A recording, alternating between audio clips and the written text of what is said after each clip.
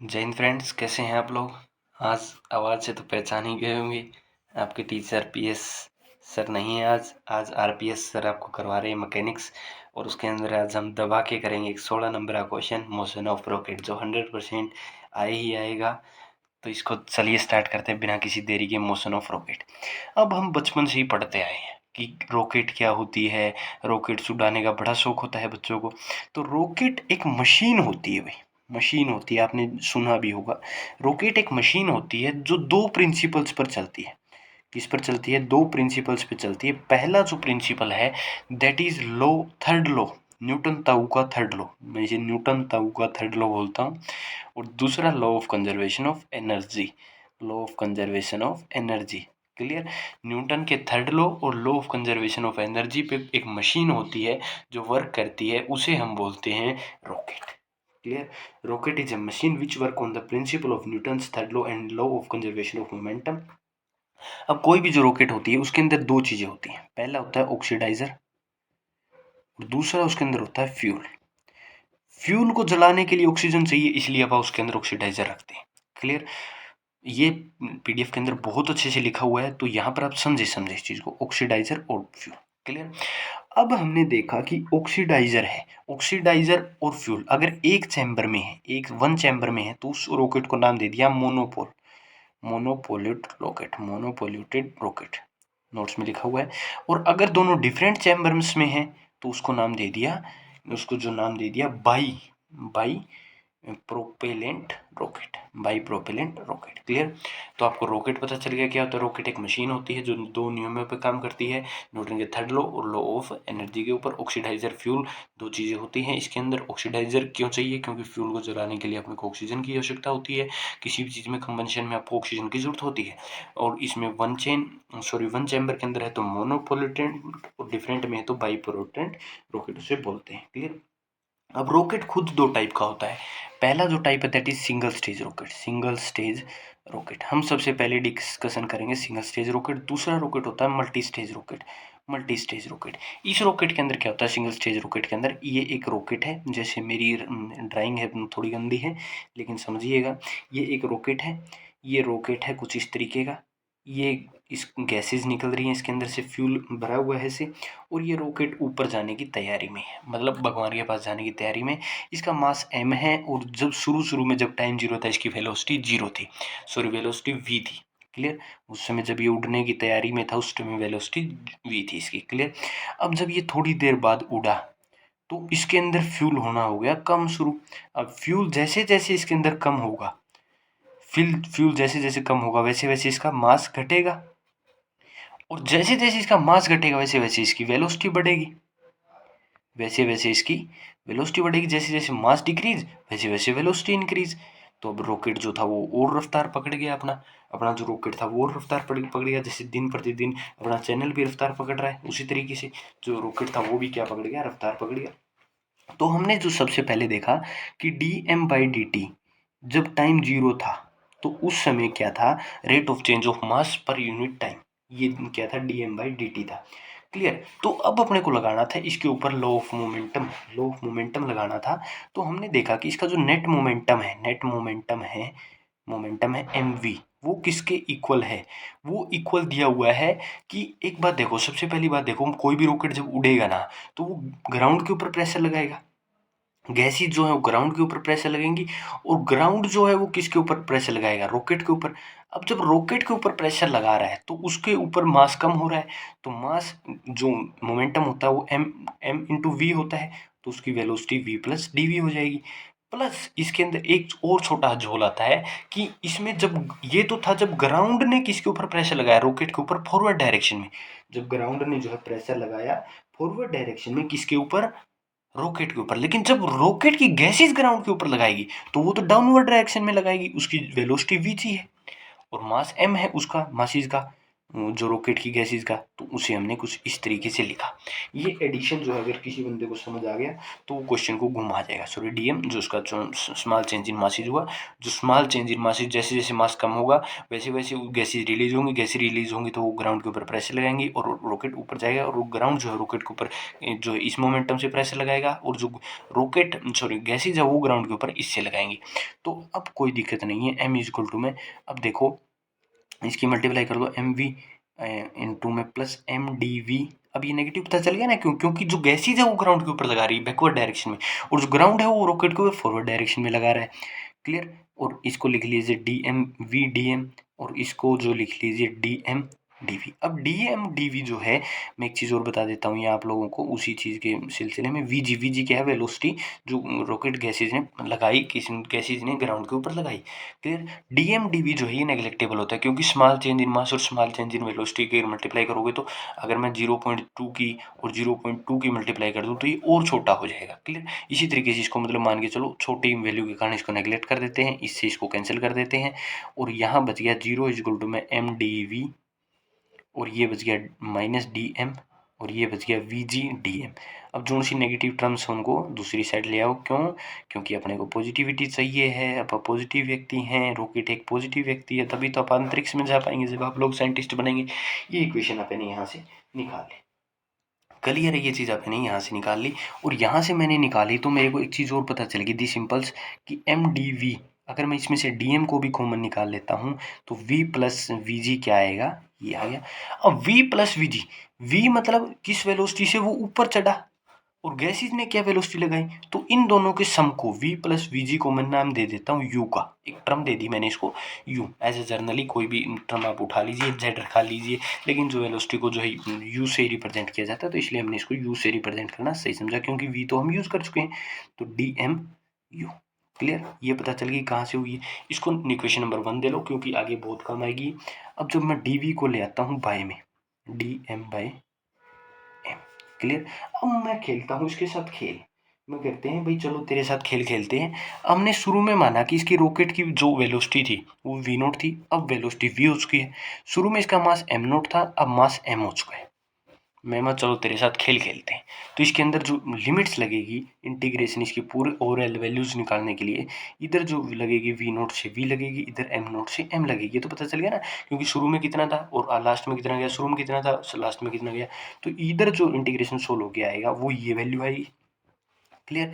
Into में one by M D M, इसका integration बताना क्या होता है?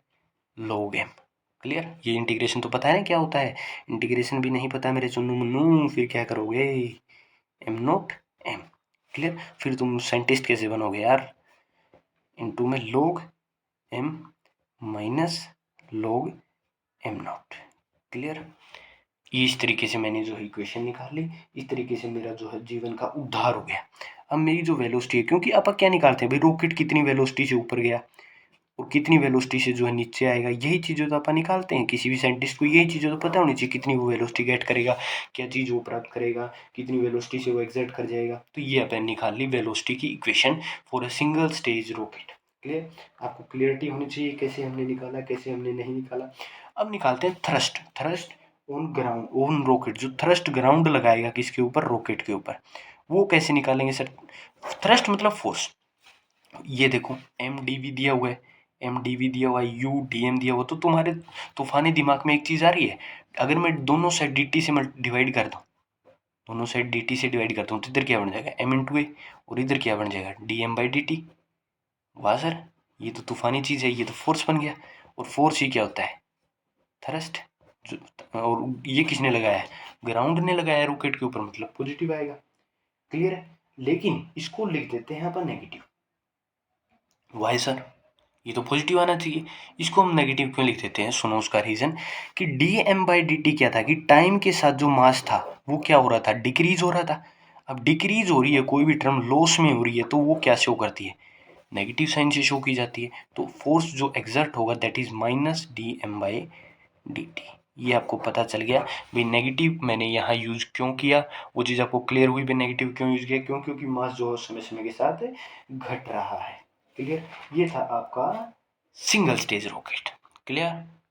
अब आप बात करते हैं मल्टी स्टेज रॉकेट की। तो मल्टी स्टेज रॉकेट क्या होता है, इस तरीके की कुछ इमेज होती है। उसके अंदर क्या होता है, जैसे आपने चंद्रयान देखा होगा, चंद्रयान देखा है, तो उसके अंदर क्या होता है कि वो जैसे जैसे ऑर्बिट जाते रहते हैं, इसके अंदर फ्यूल एक चैम्बर में होता है, दूसरे में, तीसरे में, ऐसे फ्यूल अलग अलग चैम्बर्स में सेपरेटेड होता है। अगर हमने शुरू में एक चैम्बर का फ्यूल यूज़ कर लिया, तो वो रॉकेट क्या करेगा, उस चैम्बर को रिमूव कर देगा अपने अंदर से। तो रिमूव करने की वजह से उसका मास जो है डिक्रीज हो जाएगा, उसकी वेलोसिटी और ज़्यादा इंक्रीज हो जाएगी। फिर वो सेकंड चैम्बर को, थर्ड चैम्बर को, मतलब उसे अपने साथ उठा के नहीं लेके जाना पड़ता उन चीज़ों को। वो क्या कर देता है, उन्हें धीरे धीरे अपने आप जो है रिमूव करता रहता है। ठीक है, तो इसी चीज़ को देखते हुए अगर हम ग्राफ ड्रान करें, एक रॉकेट ले लें, हम डेटा साइंटिस्ट है मान के चलो आप लोग, रॉकेट साइंस पढ़ रहे हैं, तो इस तरीके से हमने गैसेज ने अपने ग्राउंड के ऊपर प्रेशर लगाया, ग्रेविटी भी लग गई। अब की बार तो न्यूटन ताऊ की मल्टी स्टेज रॉकेट पे सिंगल स्टेज रॉकेट के कंसेप्ट में मैंने ग्रेविटी की बात नहीं की थी। ग्रेविटी के कारण वेलोसिटी आई थी, जो गैसेज ग्राउंड के ऊपर लगा रहे थे हमने वीजी लिख लिया था, यहाँ पर डायरेक्ट ग्रेविटी की बात आएगी। तो इसके अंदर चेंज इन मोमेंटम निकालते हैं। Change in momentum, change in momentum क्या आएगा सर, क्योंकि मोमेंटम तो ऑलवेज कांस्टेंट रहना है, ये तो हमने सबसे पहले पढ़ी थी। तो फाइनल माइनस इनिशियल, इनिशियल क्या है, M V, simple M V था इनिशियल, तो इसका मास शुरू में क्या था, एम था, और बाद में जो डिक्रीज होता गया वो तो कोई मतलब नहीं है, उससे तो अपने को कोई मतलब नहीं है। तो ये क्या आ गया, चेंज इन मोमेंटम डीपी हो गया। डीपी किसके इक्वल आएगा, मोमेंटम जब T plus D T time पे, माइनस मोमेंटम जब टी टाइम पे। क्लियर, ये पेन खराब हो गया, खत्म हो गया, ये देखिएगा। क्लियर, ये चीज़ ले आपा, पी और डी टी इस तरीके से ले लें। मतलब जब T plus T D T time पे देखें, मोमेंटम क्या आएगा, और टी टाइम पे क्या मोमेंटम था, वो जी टी इनिशियल है और ये फाइनल पे है। तो डी पी क्या आएगा, अब ये क्या आएगा, मास उस समय घट चुका होगा कुछ न कुछ, और उसकी वेलोसिटी भी कुछ न कुछ बढ़ चुकी होगी। अगर हम फाइनल पे बात कर रहे हैं, तो ये आ गया, हमने ये चीज़ लिख ली। लेकिन इसके साथ एक छोटा सा एडिशन और करना पड़ेगा कि D M into V G, V G नहीं लिखेंगे यहाँ, गैसेज वेलोसिटी क्या लगा रही है, अब की बार वेलोसिटी वी ऊपर साइड है, जी नीचे साइड है, मतलब कुछ ना कुछ वेलोसिटी का डिफरेंस है जो लिखा गया है इस तरीके से, और इनिशियल एम इंटू वी। ये तो पता चल गया ना, ये इनिशियल, ये पता चली कैसे लिखी, ये पता ही है आप लोगों को भी, जो गैसेज ने ग्राउंड के ऊपर लगाया, गैसेज का मास डीएम था, वी इंटू उसकी वेलोसिटी का डिफरेंस आ गया, और माइनस एम वी जो इनिशियल, इनिशियल तो क्या होगा, इनिशियल तो जानते हो यार, मोमेंटम तो जानते हो एम इंटू वी होता है, तो इनिशियल तो एम वी होगा ना।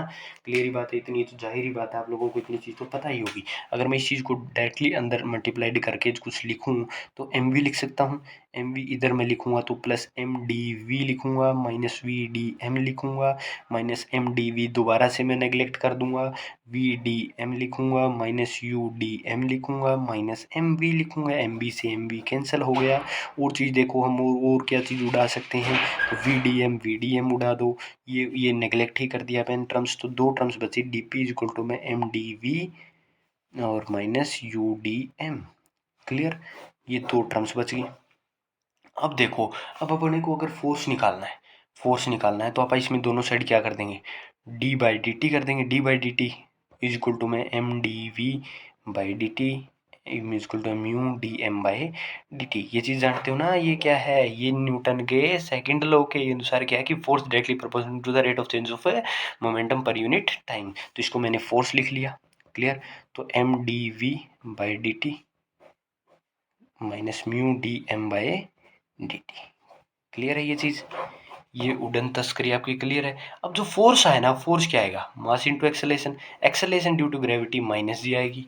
तो यहाँ पर यही चेंज एक सबसे बड़ा आता है, क्वेश्चन इसी में समझने वाली बात उठती है कि यहाँ पर हम एम जी लिख लेते हैं नेगेटिव, और इसे लिख लेते हैं M D V by D T. Clear, और minus U D M by D T. Okay है, ओके ये कंसेप्ट आप लोगों को, ये कंसेप्ट में कोई दिक्कत नहीं है, इस कंसेप्ट के भाव में कोई आप लोगों को प्रॉब्लम हो रही हो नहीं, इस चीज़ को इधर उठा लो।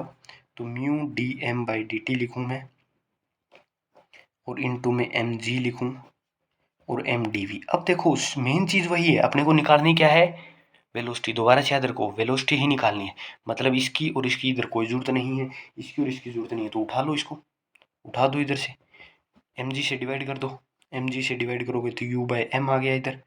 क्लियर, और डी एम इंटू में आएगा, क्योंकि डी टी से डी टी कैंसिल हो जाएगा, इधर जी और डी टी बच जाएगा। ये क्या बच गया आपका, वेलोसिटीज बच गई। क्लियर है ये चीज़ तो आप लोगों को, ये चीज़ कैसे हो रही है, क्या हो रही है, ये चीज़ आप लोगों को समझ आ रही है ना।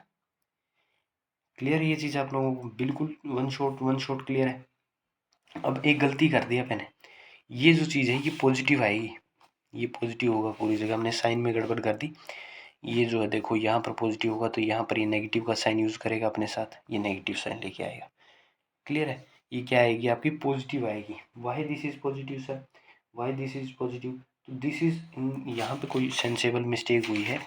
ये टर्म कहाँ से यूज़ की थी आपने, यहाँ से, यहाँ क्या गड़बड़ कर दी, dm/dt क्या नेगेटिव था ले रहे थे आप, तो यहाँ पे कहीं ना कहीं साइन से गड़बड़ हुई थी अपने साथ।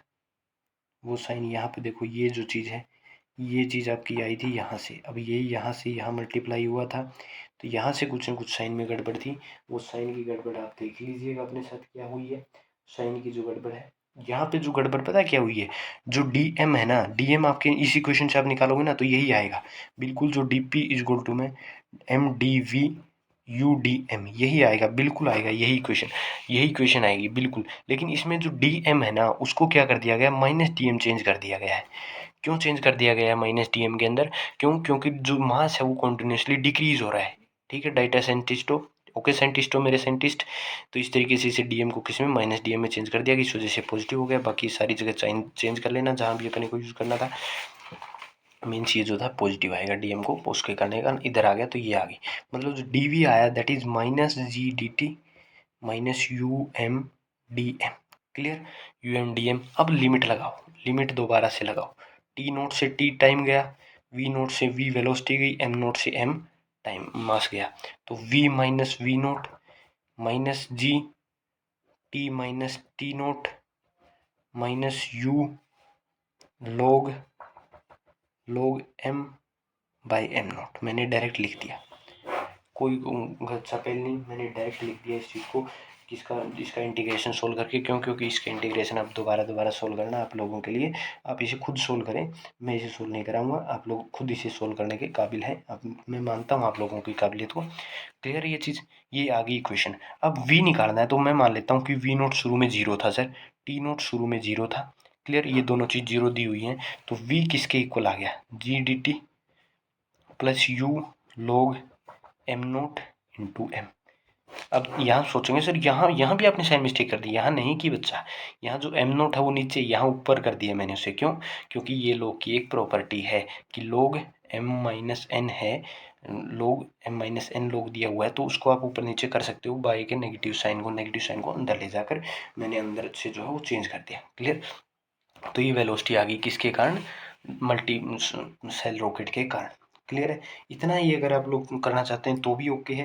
लेकिन अगर आप चाहते हैं कि अगर बाई चांस थोड़ा और एक्सपेंड करें, आप थोड़ा और रॉकेट साइंटिस्ट बनना चाहें, तो D M by D T अगर बाई चांस कॉन्स्टेंट दिया हुआ आपके पास, क्या दिया हुआ, D M by D T आपके पास कॉन्स्टेंट दिया हुआ है, किसी बंदे ने कह दिया कि D M by D T constant है, मतलब rate of change of mass constant है, मतलब आपको पता है कि कितने समय में कितना मास जो हो चेंज हो रहा है, तो मैं D M by D T को क्या मान लेता हूँ, एक नीटा कांस्टेंट मान लेता हूँ। नेगेटिव क्यों माना है, क्योंकि मास जो है लॉस हो रहा है। क्लियरली, तो डी एम को अगर मैं नीटा डी टी लिखूँ, दोनों साइड इंटीग्रेशन का साइन यूज करूँ, तो इधर मास आएगा, इधर एन टी प्लस सी वन। क्लियर, एन क्या है, ये नीटा, एन जो ये नीटा है। क्लियर, इस चीज़ को लिखा मैंने। अब मैं सी वन की वैल्यू निकालूंगा कब, जब टी मेरे पास जीरो है और एम मेरा एम नोट के इक्वल है, मतलब इनिशियल है, तो सी वन की वैल्यू आ गई एम नोट। क्लियर, तो इधर मैं लिखता हूँ कि एम इज इक्वल टू में नीटा टी जो कांस्टेंट अपन माना था प्लस एम नोट। क्लियर, यहाँ से आप क्या करिए, टाइम की वैल्यू निकाल लीजिए, जो टाइम आएगा आपके पास M minus M naught by में टी, सॉरी बाई में नीटा, नेगेटिव वाला नीटा, और इधर पूरे के साथ नेगेटिव, मतलब जो टी की वैल्यू आई, अगर मैं नेगेटिव को अंदर ले जाऊँ तो M naught minus M by नीटा। क्लियर, ये टी की वैल्यू आ गई। इस टी की वैल्यू को इस इक्वेशन के अंदर पुट कर दो, आपका वो चीज़ भी सोल्व हो जाएगी, और वो इक्वेशन जो आपको मिलेगी that is G M naught minus M by में जो अपन को भी कांस्टेंट, जो भी आप कांस्टेंट कुछ भी मान सकते हैं, कोई ज़रूरी नहीं है, u log M naught by M. ये इक्वेशन आ गई जब क्या था, आपका जो मास था, rate of change of mass वो कांस्टेंट दिया हुआ, मतलब आपको पता है कि rate of change of mass किस रिस्पेक्ट में कितना हो रहा है। क्लियर, और ये इसकी वेलोसिटी थी, और इस तरीके से हमने जो है मोशन ऑफ रॉकेट को भी क्लियर कर लिया। पीएस सर की गैर हाजिरी में मैंने ये टॉपिक आपको करवा दिया है, और यूनिट 2 इसी के साथ कंप्लीट है। 16 नंबर का एक क्वेश्चन था, इस तरीके से मैंने करवा दिया है। तो मिलते हैं आप लोगों से जल्दी एक नई वीडियो के साथ। तब तक के लिए ओके बाय टाटा, जय हिंद, जय Bharat, all the very best. पढ़ाई करते रहें। Thank you very much again, जय हिंद।